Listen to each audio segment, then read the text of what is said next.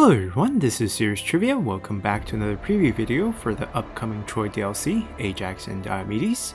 Now this is the second video in our preview series before the launch of the DLC, and we'll be taking a look at Diomedes' faction, as we'll take a brief overview of all the new mechanic, as well as the start of his campaign, and any unique faction mechanic that's coming with the DLC. Now Diomedes here is one of the two new playable factions added into the game, and he will be representing Argos, as he is the king of Argos at the start of the Trojan conflict, and he'll be located here on the map in between Sparta and Agamemnon's faction here, Mycena.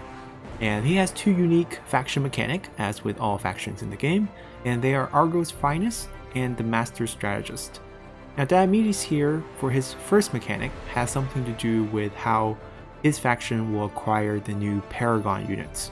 The Paragon Units are special retinue units that you can recruit onto your generals for both Ajax and Diomedes.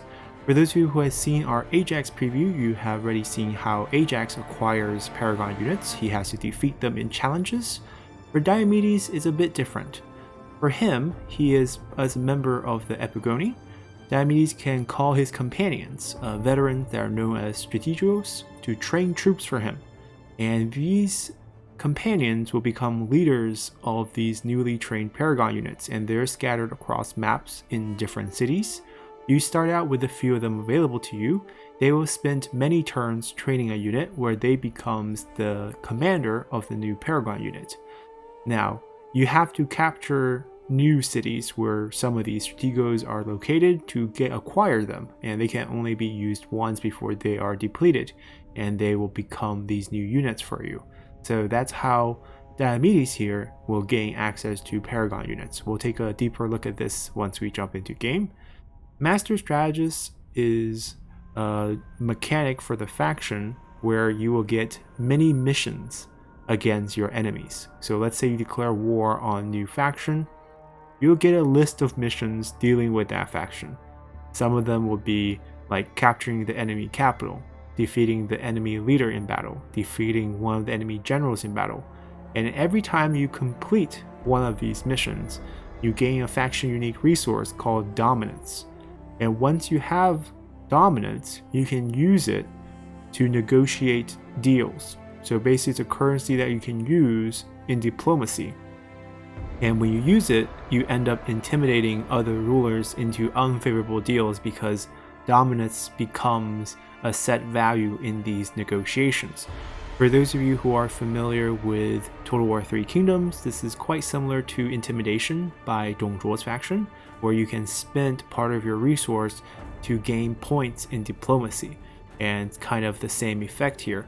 And you can gain this type of dominance by completing these mini missions with your enemies. Anytime you declare war, you get a list of these missions, you complete them, you acquire dominance, and you can use the dominance to do your bidding in diplomacy. So something you might notice is with both Ajax and Diomedes, there's new mechanics being added to the diplomacy side of things. So it's not such a free-for-all where you have to go to war. You can enforce some peace with Ajax and his celebrations, as well as using Diomedes' dominance to shape the diplomatic ties of the factions in your favor.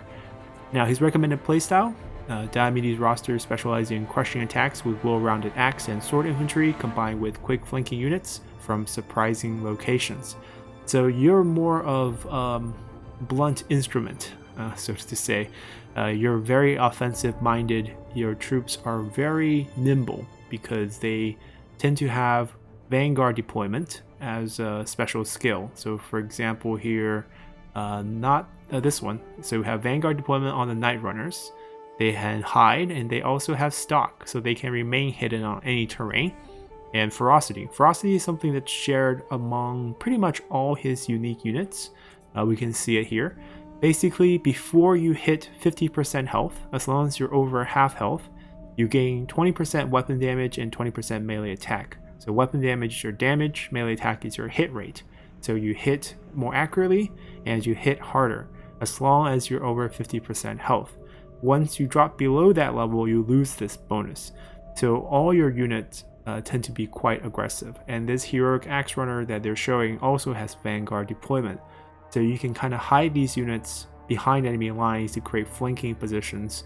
You're really using infantry, which is the dominant unit of this period, as sort of a flanking cavalry type attack where you kind of surround the enemy and you just collapse on them. And that's kind of the playstyle that Diomedes will focus on, as most of his units are just melee infantry units. You have swordmen, you have axemen, and you have more axe runners as well as knight runners, which is another sword unit. They mostly all carry shield. There's a few that does not have it, so it's not like they can't really stand up to enemy range. As you can see the range percent, this should be a block percentage for the shield. Once we hover over one of the shield stats, I believe.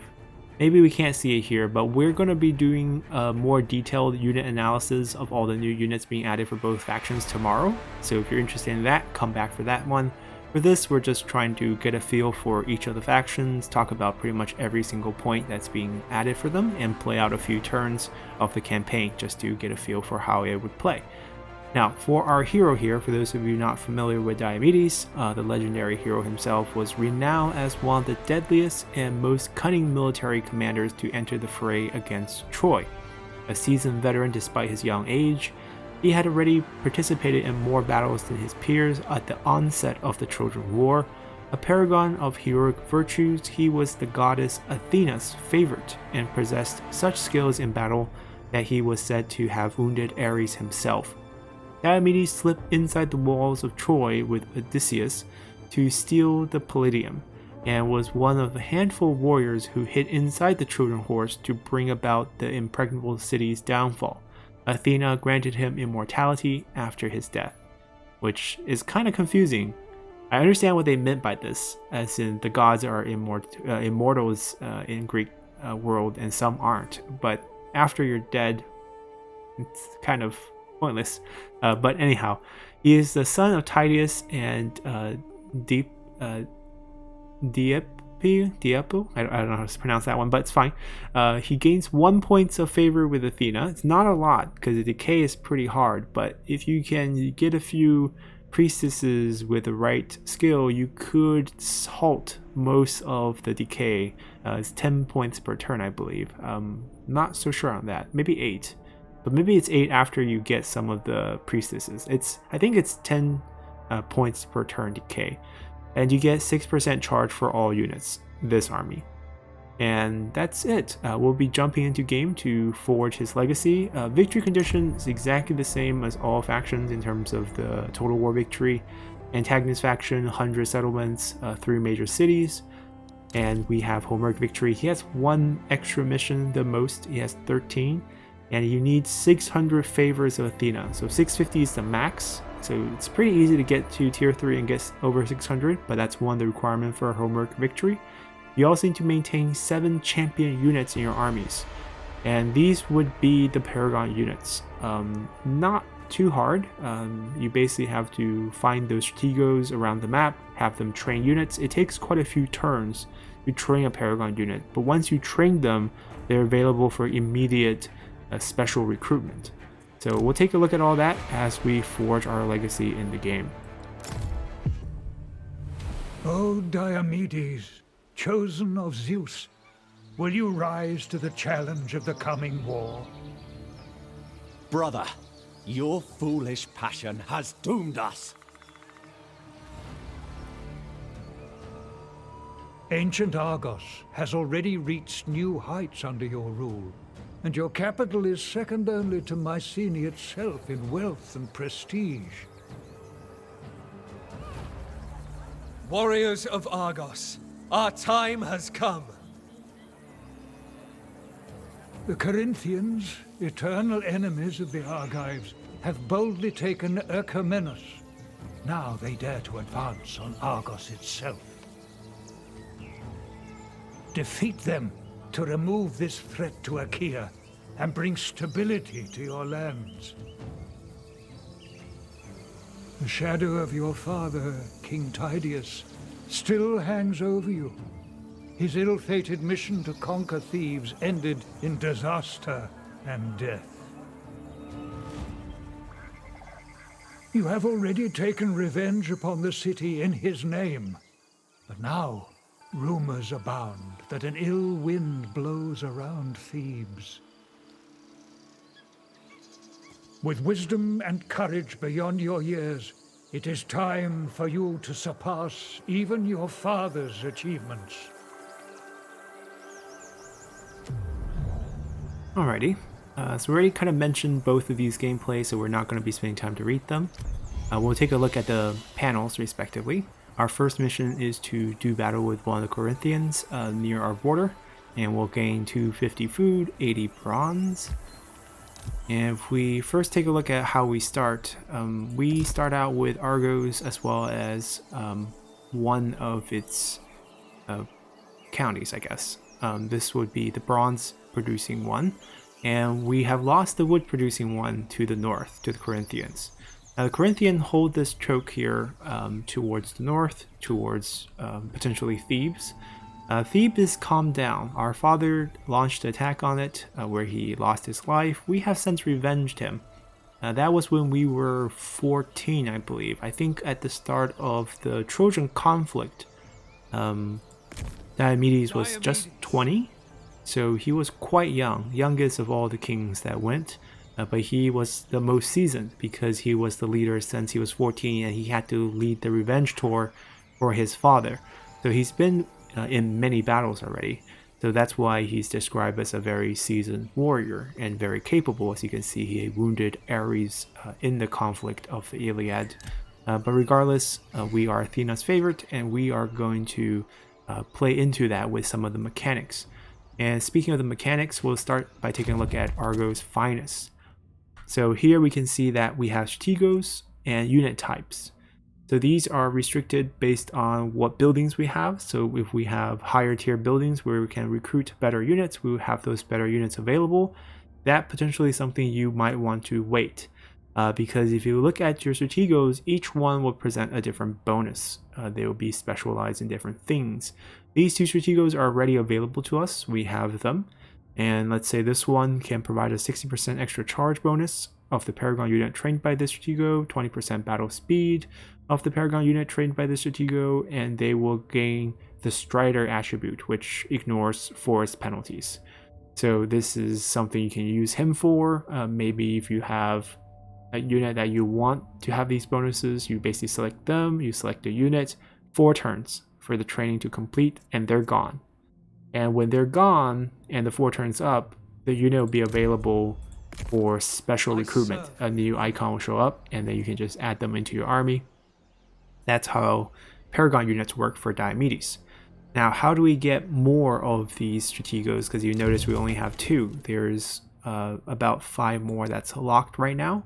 And that makes up the 7 that you will get for your Homeric victory. I believe more of these will actually pop up, but if you click on any of them, you're gonna see new settlement. You have also gained the services of a Strategos.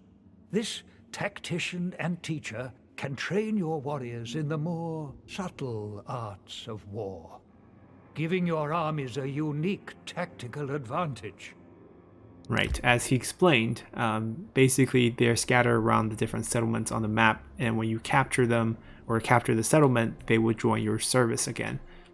So I believe they're represented by this symbol on the icon. It's the same exact symbol for challenges for Ajax's faction, where he gains his Paragon unit. The location obviously would be different in this case. So that's kind of how you can gain your Paragon units and how you can train them. You do have more flexible choices of training units compared to Ajax, who gets the unit after the challenge. You don't get to control what unit or what bonuses you get. Here you have more flexibility as you can check each one for different types of bonuses. And we'll take a deeper look at these when we talk about units when we do that tomorrow. Right now, just know the mechanics. Then beyond that, we also have the Master Strategist, which is the dominance trigger that we talked about. Right now we're in a war with the Corinthians. This is the only war, therefore he's the only faction where we have missions for. If we have more wars, we'll have more missions. and this is our dominance currency bar. So it goes from 0 to 200, which is max dominance. At 0 to 99, we complete objectives to gain more dominance. Once we're over 100, we can start spending it on weaker factions in diplomacy. Completing more objectives to reach the maximum dominance, then you can spend it on confederation. So you can see that unless you have 200, you can't use this as points for confederation, which is probably the most rewarding thing in the game because you absorb the enemy faction as well as all their generals. Sometimes you get Homeric generals, basically other playable generals, and they can add them into your roster.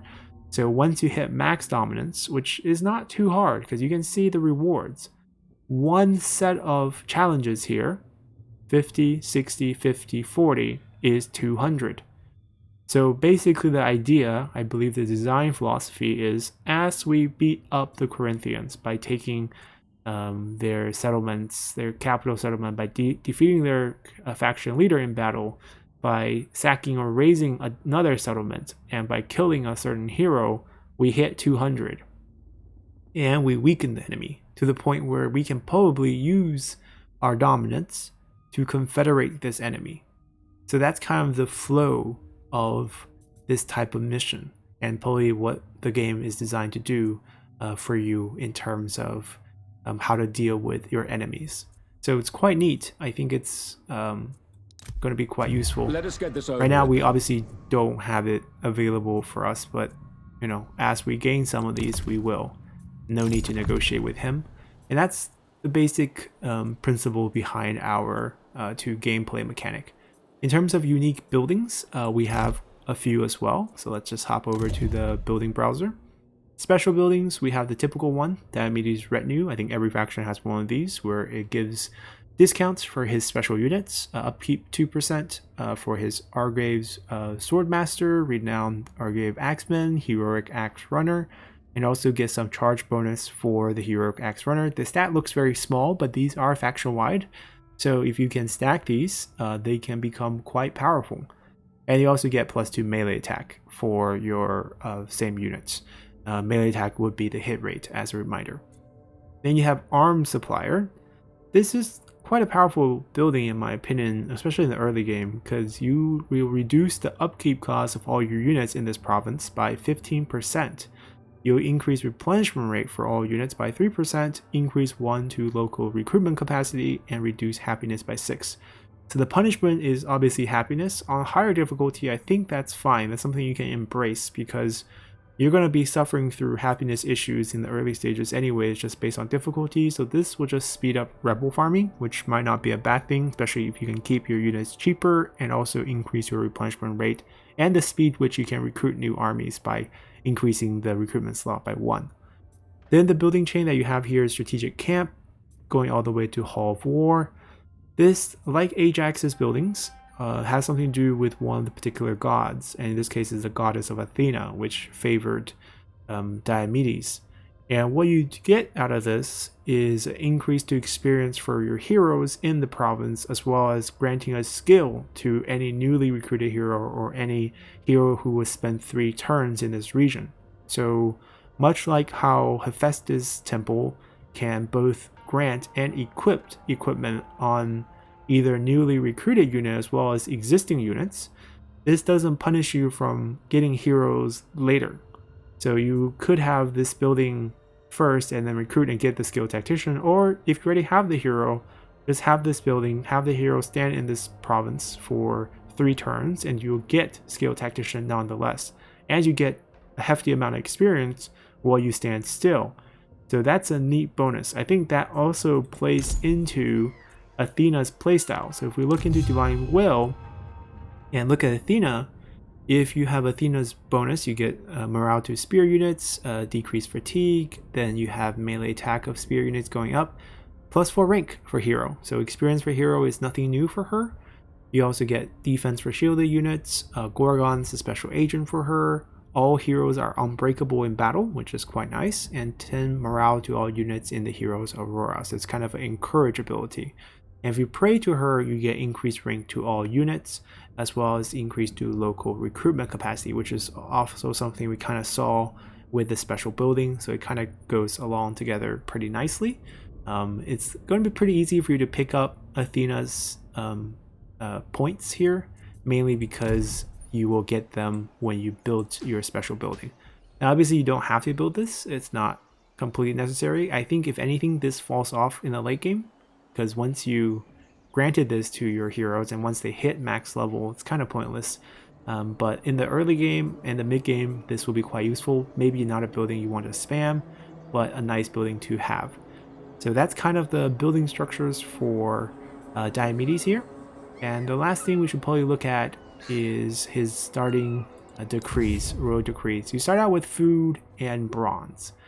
Not bad, but early game you definitely need lumber, and getting gold is always great because gold is one of these finite resources, and this is one of the non-finite or infinite ways for you to gain gold. So those are both very useful. The only good thing about wood is that you actually start out with a nice income of wood here, which is quite interesting considering we lost the wood producing county here. So I don't know how we're actually generating 700 wood next turn.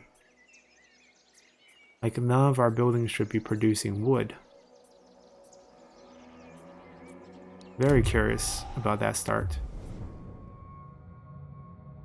And we don't have any existing deals either. Yeah, it's very strange. Alright, we do have some friends nearby. Nestor, Menelaus, and even Ajax, and we can definitely start out by look forward to speaking with young Diomedes. Sending them some deals. I think early game, I mean obviously it depends on what they don't want. So in this case he doesn't want, but he's not going to be that generous.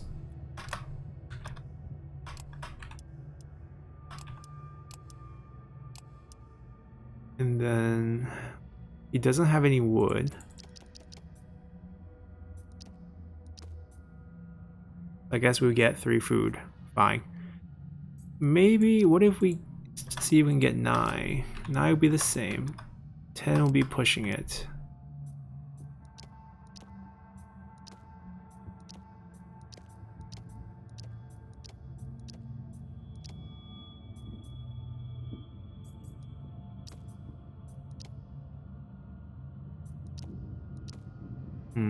That would have been great.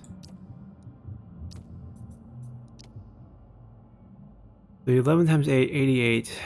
9 times 10, 90.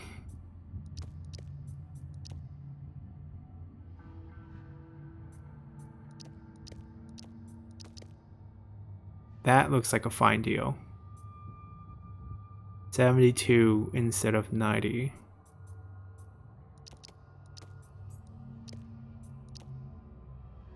100. That's a better deal.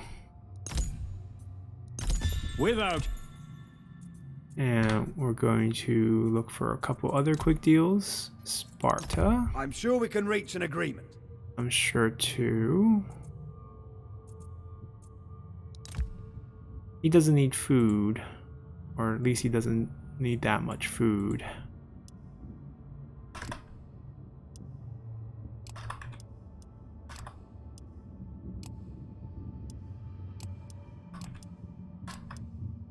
Okay. Certain. Seems like a lot of friendly factions nearby. We can probably pick up quite a few So, things. what do you propose? How about wood? If you guys don't want wood, we would love to take some.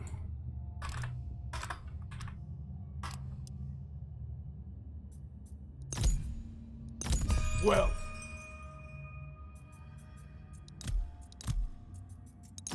I'm sure we can reach an agreement. Right, he likes to enter alliances, that way he can recruit your units. That's very sneaky of him, but he will be a friend, so it's not like I'm gonna hate that idea. Wood is usually in short supply early on. Do this. Oh. The first one had like negative value. Yes. Alright, that's all the deal making we'll be making today. And we'll be showcasing our first battle once we get this set up. Yeah, wood is essential even though I really want gold, but we'll start with this. I don't know if we have enough men to both take this and this. The garrison's not small. Like if we march out, we can't recruit. If I recruit, I can't fight. We'll start with the fight. Get in there. Alright, let's showcase Diomedes. We didn't talk about his skill tree, that's right. Well, let's fight this. I'll explain what he has a bit later. His unique items, he only has one thing. He has a sword, gives morale to own units, and some melee attack to the hero. It's his father's sword. And let's jump into the fight here. Alrighty, weather is fine. Let's start deployment. And we have the Vanguard deployment here. So let's see if we can get cheeky with this unit here. We're probably gonna have to march towards them since we're attacking them. So it's not like they will be caught in a position. So the best thing we can do is probably just put it here. It's hidden, so that's good. I think it has stock as well. No? No, not the Raider unit. It's not the Night Runner. Alright, everyone else will be right here. Our special ability, or level 1 ability, is the Might of Athena. It's a ability you use on yourself. It does have a rage cost, but it will give you 30% additional melee attack, which will make you hit pretty much all the time. Right? You already got so much boost with your sword, so it increases your hit chance. And not only that, you get 300% Aristia gain, which means you can activate this much more consistently in battle, and this is super powerful. Extra armor, extra melee attack, freezes your stamina loss, you become unbreakable, and a lot of healing. So this can turn the tide of battle for you. So that's what our special build has for us. Let's see, Portac shielded, young spears, okay. Just need to know what we have. And I think they're not gonna move against us. I don't know if I can draw them out of position. But we're gonna try to flank, I guess. This terrain is what? Mud? Wow, 90% speed decrease. That is not good. Well, they're stuck in it.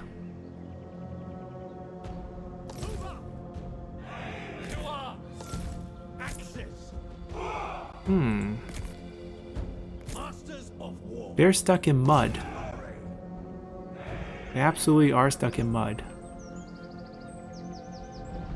We can maybe use that to our advantage. That works. I concur. Yeah, I'm gonna go into the mud. Onward, warriors!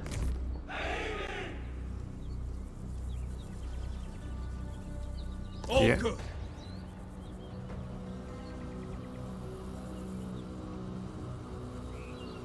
I agree. I will.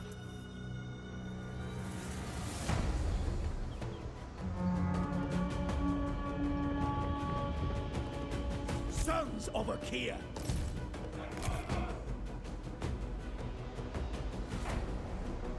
I think the only thing we can do is move our slinger here for advantage, and then everyone else can just station them around, force them to come up. I'm assuming their one slinger, if I harass them, probably can't beat our slinger, and then the melee unit should be forced to come up. We could also go defensive here.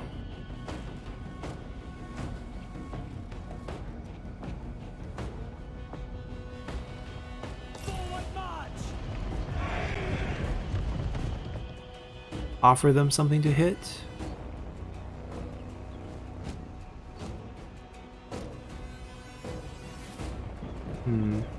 Slingers ready! On the move! We're gonna look for this. Forward we go! At your command! On the move! To glory!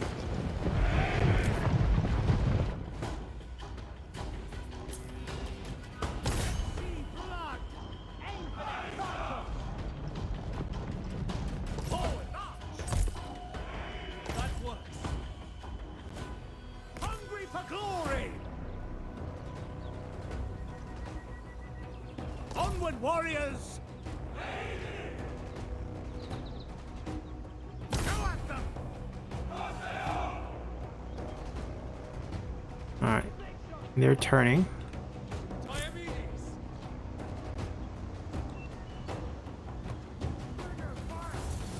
Ready to serve! Move up! Spears! Should have kept one. No.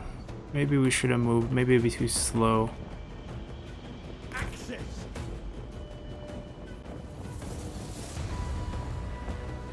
Trained and ready! Onward, warriors! Foes beware! Honor and courage! I concur! All good! Okay, he's gonna make it. Axes! Advance, men! For the Achaeans! Spears! Get from afar! Bring down! Diomedes! I agree! Spears! On the move! Count on me! Gonna kite them away. Combat ready! Charge. Charge. Wait, wait, wait. How are they? What are you guys doing? They just let him slip by?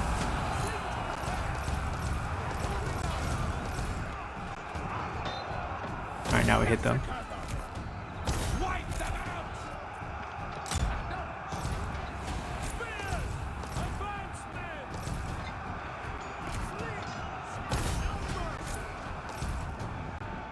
Spear recovered! Your hero is under attack. Alright, we'll kill him one-on-one. We're gonna get counter-flanked here. I don't think I needed help. That setup is fine. They need help. This young spear is getting wrecked. We go! On the move! To glory! Let's see! There's no space to maneuver. Your warriors are losing heart. Great courage!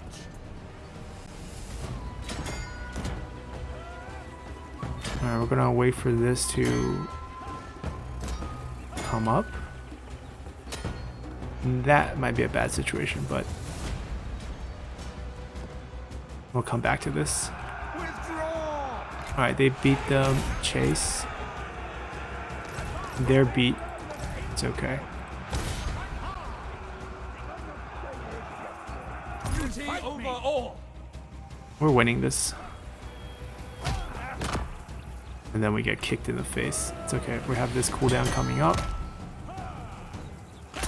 Oh, wow. Oh, that was the effect time. The effect time is gone.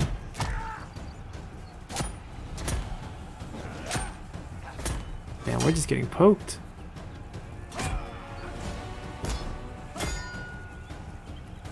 Can you feel the fear yet? We have more health. Diomedes! For the fight! Your warriors are rallying.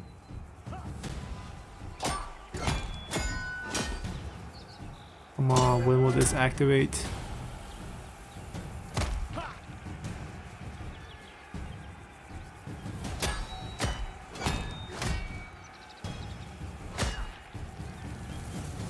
Alright, we won. I serve Achaea! I concur!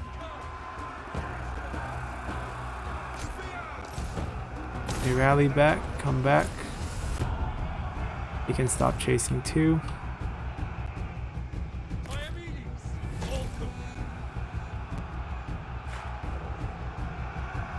I agree! Axes! Destroy the foe! Oh, they're getting a cycle charge here. Interesting. Come back this way. I will! I might not have much health, but I will lead my men in battle. This is it! Charge!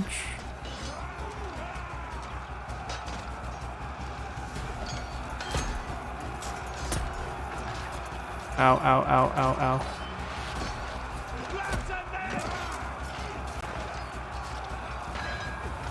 Okay, okay. That works! Not the way we want to go I down concur. here. It's at 400, 500 health. Can we get out? No, we can't. Alright, then this fight. We can't get out of this. We have to hope for someone to rout. Strike hard! Ready for war! Diomedes!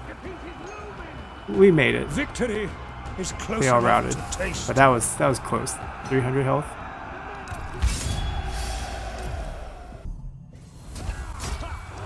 Alright, we won. I think we have to now wait and recover a bit.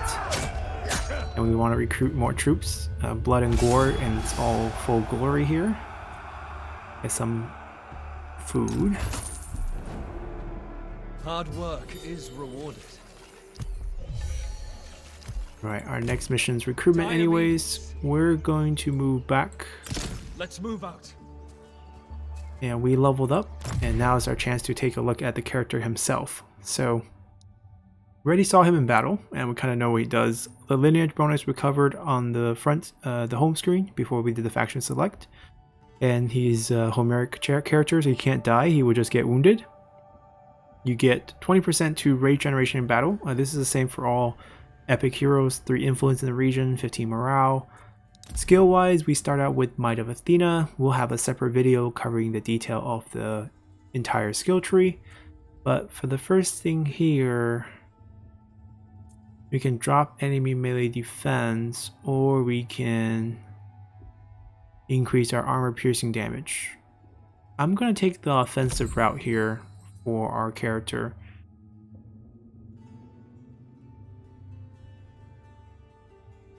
Yeah, plus we have so much rage being generated and not used. This cooldown's a bit long, so we're gonna go with that. Oh, equipment. As I mentioned, the sword is the only thing we have at the start of the game. Rather poor compared to Ajax, who starts out with 2 items and also has a special building that can generate more items. What units will we want in this army? I guess we would need more range in the beginning. They're pretty much like going to be cost effective for us. And in terms of buildings, we start out with Acquire Square, which is not terrible. The discounts would be nice. Speaking of discounts, I think we'll also get this, also for replenishment bonuses. And over here, what production building do we have? The minus influence one. That's okay. We have a ton of influence in this region right now. That's fine. We don't have any more wood. And speaking of unit recruitment for buildings, we didn't really take a look at this, but for our units that are kind of special to us, we have the Night Runners, which comes from this barrack chain. Argave's Swordmaster, that one's not special. That one's also not special. So the Swordmaster and the Night Runners are on this branch. And then we have Argave Slingers, Armored Argave Slingers. These 2 are faction unique. We have them on the Marksman, the practice range. We have Raiders, we have Axemen, Renowned Axemen, and Heroic Axe Runner. These are also unique to us. They need the military camp at level 3, so we need growth early on. Standard Chariot deployment for us. Arglave's Swordsman. This is quite early on for us if we get the Watchtower. So defensive building also gives one of our faction unique building units. It does have poor attack as its trait, but it's not that bad. 82 damage. I think the melee attack is what's kind of weak. The hit rate is kind of poor. But we can get some bonuses from Ferocity. So it's good early on. If it gets worn out, it's not as good. Standard Bowman. So you can notice range is rather weak for us. We pretty much depend on Slingers as our only kind of range attack. Not as much ammo, and the damage is pretty lacking compared to, let's say, Ajax's faction is what's a good comp for this. But a lot of infantry, so a lot of melee infantry specialty for this faction. Nothing else has changed, so it's pretty much standard the rest of the way. Celebrate this And we can end turn, I think. What else do we have to do? Construction available? Not really available. I don't want to build buildings that we can actually afford to build, which is redundant. So let's continue. Alright, we have discovered some Corinthian forces near Messenia. They're right next to us. Want us to issue a royal decree. Very standard early game mission. Very weak army. I don't have military access with him, so if I attack him, I think that's trespassing. Might not be a good thing. We have him rather close neighbor. And I'd rather just ambush him if possible. But he's got most of this zone covered. Organize I'm gonna have to cross the river, which is rather difficult. So we lost most of our movement there. That's okay, we'll just do more recruiting. Don't exactly have a front line, so let's grab one more of these. And two more of these. And that's it. In terms of hero recruitment, it's pretty much generic stuff. There's nothing cool like having Tulsar for Ajax. So this is a typical result. Tulsar, speaking of him, he's right here. Already being recruited by the AI Ajax. Very interesting early recruitment. We have enough wood, I think, for just the basic one. I don't think we're going to forgo growth at this point. It's just slightly too precious for us. We want the level up so that we can get some of the military buildings to recruit some of our better units. And that's pretty much all we can do early on. Alright, we have hit our troop recruitment. That army has disappeared on us. Build any building, which actually was just completed, but it doesn't count. So that one would trigger it. We now have cheaper upkeep and extra replenishment. And now we can set off again to try to attack this. We can probably move our troops to here and surprise them from this direction. Although I'm going to probably leave this exposed. But it's only 5 units. It's not like they're going to do anything. So we're just going to go over here. And the reason why we would want this early on is just to complete our province. So that we can get a commandment. Alright, in position and nothing else to do. Let's continue. Oh, and we got attacked by 2 armies with reinforcements on another one. We could just retreat back because he moved his other 5-man army over. Fighting 2 generals while not at full health is probably not a good idea. Retreat. Alright, we finished constructing a building. Now main building, so we need growth and population to do that. We have 1. We need 2, so we're gonna get there in 6 turns. Quite a long time. Now we can increase growth with the little upgrade of the harbor. Let's do that. Son of Tydeus, get into position. I'm going to recruit a few more. And see if they attack me again. Let's go. Alright, they're offering me the same battle. This time I think I'll just take it. We healed, 1 extra turn. I don't really want to retreat and lose the recruitment. And I think we can beat them. Light Spearman, Young Spear, 1 Bowman we can chase down with just a unit. Sword Skirmishers are a little bit annoying, but I think we can deal with it. Archer Hero, Mentor Hero. It's not going to be easy.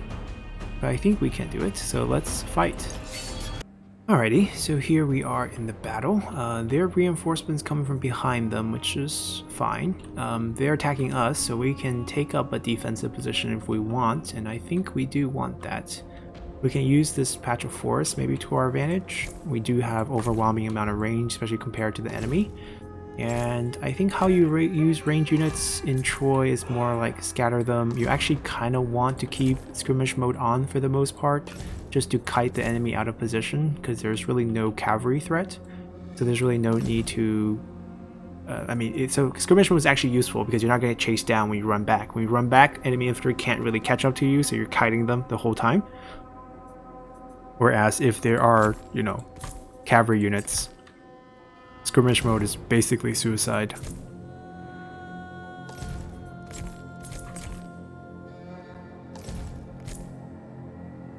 That's probably the best I can do. And it might take them a while to come over here. Receiving reinforcements. It's going to be a close one because they have 2 generals, and I don't really have a good way of killing generals right now. I mean, technically, I should be a general killer. Right, we have the damage, we have the hit chance, we have the extra gain of the armor piercing. Like right now our base armor piercing is 260, so we're going to increase that by 60%. That's quite hefty. I agree. We need to either chase down that or occupy him. Both are fine options. Or we can just have him. Is one of our faster units, 48. I think 48's pretty fast. Oh, Young Spear is also 48, but these are like 42. We can use them to chase down the enemy archer. That way we don't even have to worry about them. Wow, this elevation prevents vision. What a ridge. I will. That works.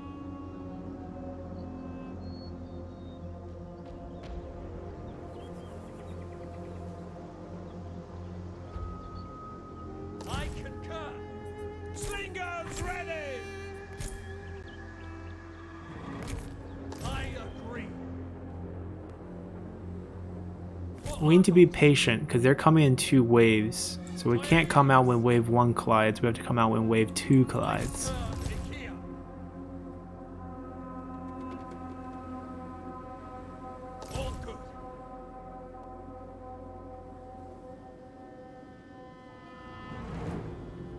It'd be nice if they group up first. That would be the best thing for us.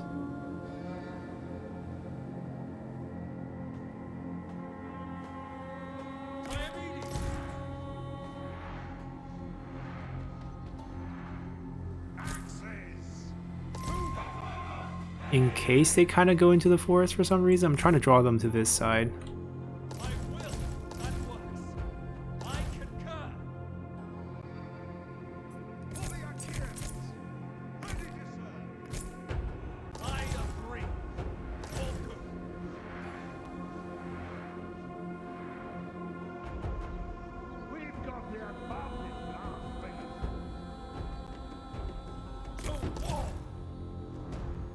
I think they grouped up. That's the win for us. That works. They're not really charging yet. I concur. I think they will. Our Slinger should be able to tear that Young Spear apart before he hits us because he has no shield. Our Bowman has what, 140 range? We have 160, so we technically outranged them. Your hero is under attack. Ow. I will. That works. It's the javelins on the skirmishers. I mean, if they're willing to throw it all at me, I'm down for that. The archers won't waste their ammo, but I think the skirmishers don't care.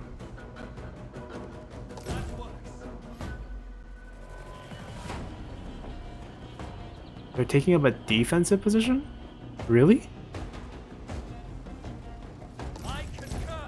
Oh, they're moving, okay. I mean, they're attacking me. There's a clock on them, so feel free.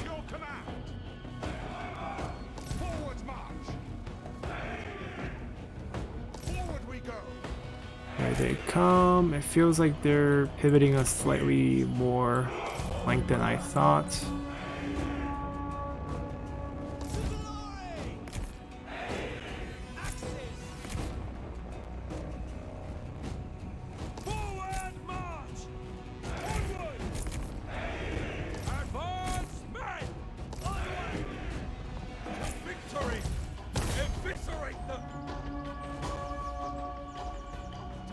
Ow.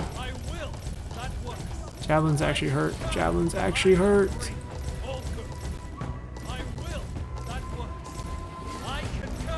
Alright. Let's pick a general. Come out.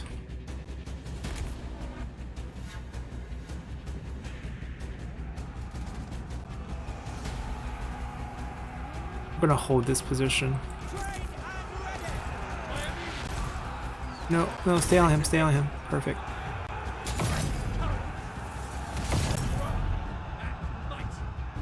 Alright, they chased us over here. We can just kite this guy. Stay on him. He can only chase one of us.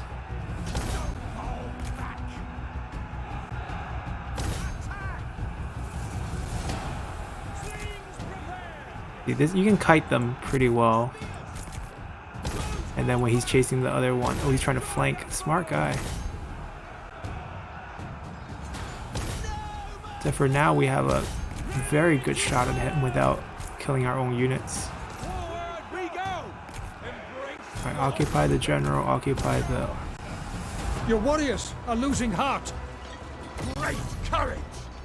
We're winning. Foes beware! Destroy the foe! Destroy the foe! Wreak havoc! We won. I think he's broken. It's hard to tell. Alright, we'll help this out. Oh no, he broke. So they're fighting them. Okay. They might come back. They're wavering. Stay on them, stay on them. Good, good, good. We're fine. Use up that rage, use up that rage.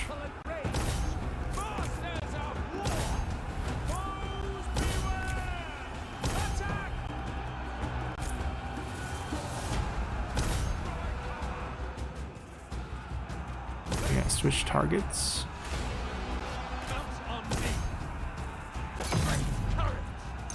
Oh, right, heal. Your warriors are rallying. Our axe is back. Come back.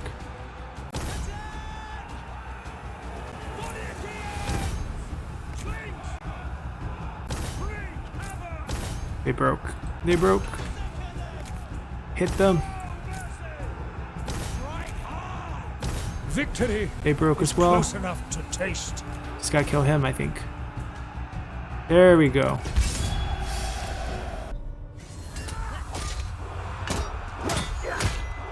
Alright, wasn't so bad. We didn't play it like our style. We're supposed to charge in with a ton of infantry, but that's for later on when we have better units than the enemy. Right now we still have to use range and kite the enemy around.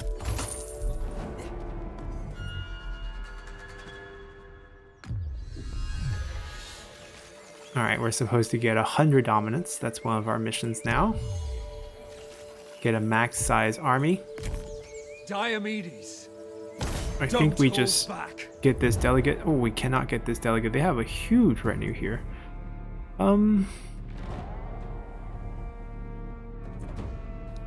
Withdraw. Trickier than I thought. Oath Keeper. On to glory. We need to replenish up, obviously. Acknowledged. Oh, we have one more recruitment slot, so we can actually get the max because we have the building complete. This one. I guess we'll get resources and pick up that full-size army. Alright, nice reward. And they switched armies here. Doesn't matter.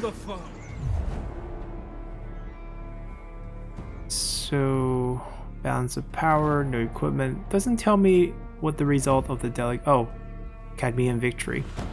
I think for the sake of time, we're just going to take this. Since this is not a full Let's Play, this is more of a preview.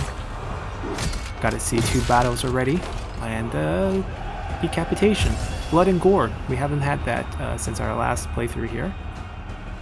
We did lose some units. Ooh, that's not good.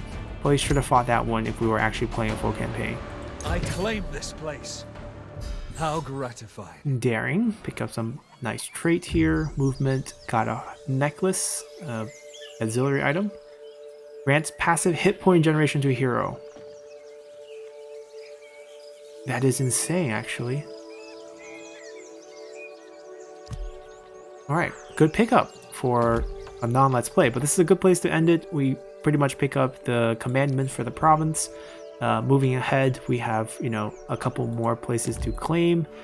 The tricky thing here is Corinthia is being shared with Mycenae, so I don't know what the game wants us to do with Agamemnon here. Like, are we supposed to beat him? Or maybe trade these over to him? Because holding these alone wouldn't be worth very much to us without Mycenae, and vice versa. So maybe we're supposed to trade it over to him and we can work on, you know, some other territory. Not sure how that's planned, but obviously, like, you have gold near you. I think naturally you want to get closer to Thebes because that's probably along your epic mission chain. but overall this will be the start. Not the easiest start with the location and the recruitment and the number of armies they have. They still have a few armies around, but it's a pretty good demonstration of dominance. We already finished 2. We killed one of the heroes that they wanted us to kill. We already beat one of their leaders, their leader in battle. Now we have to take down their capital and raise the other city. So we're supposed to like sack or raise this one, and we're supposed to capture this one. So lots to do, and at that point they're gone, and we have the dominance we can spend on maybe another faction. Maybe spend the dominance to confederate Mycenae. They're not going to be that weak, so that's probably not going to happen. If they somehow became weak, maybe they lose the battle here. Who knows? That would be an interesting start, confederating Agamemnon into your faction. But that's some of the options you have. Hopefully you guys enjoyed this preview. We'll come back tomorrow and do the in-depth look at the units for both Ajax and Diomedes. And then if you follow the schedule, we have more episodes on the gods that are in the game, especially the 2 new ones, Artemis and Hephaestus. We'll talk about the Battle of Thebes, showcasing the battle map of the new 7-gated city of Thebes that was added in, as well as some other things, including some Let's Talk lores for the upcoming heroes as well. So stay tuned for those, and see you guys then. Bye!